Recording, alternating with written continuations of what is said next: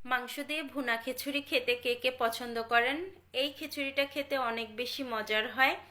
প্রথমে তেল দিয়েছি কড়াইয়ে, এলাচ, দারচিনি, তেজপাতা এগুলো দিয়ে, তারপরে পেঁয়াজ কুচি দিয়ে পেঁয়াজগুলো ভাজি করে আদা বাটা রসুন বাটা দিয়ে ভালোভাবে কষিয়ে নিলাম। এবার একটু জল দিয়ে দিলাম, জিরার গুঁড়া, ধনিয়া গুঁড়া, মরিচের গুঁড়া আর হলুদ গুঁড়া। এরপরে একটু মাংসের মশলাও দিয়ে দিলাম, দিয়ে কষিয়ে এবার এখানে দিয়ে দিলাম জল ঝরানো মাংস। তারপরে স্বাদ মতো লবণ দিয়ে নেড়ে চেড়ে এবার ঢাকনা দিয়ে ঢেকে মাংসটা রান্না করে নিব। মাংসটা রান্না করা হয়ে গেছে, এবার নামিয়ে নিব। কড়াইয়ে দিয়ে দিলাম তেল, তেজপাতা। এবার দিয়ে দিলাম ধুয়ে রাখা চাল আর ডাল। যে পরিমাণ চাল নেবেন সে পরিমাণ ডাল দিবেন, তাহলে দেখবেন খিচুড়ির টেস্ট দ্বিগুণ হবে। একটু আদা বাটা, রসুন বাটা আর হলুদের গুঁড়া দিয়ে ভালোভাবে কষিয়ে নিয়েছি। এখন এই জল দিয়ে দিলাম, কাঁচামরিচ দিয়ে দিলাম, এবার দিয়ে দিলাম রান্না করা মাংস।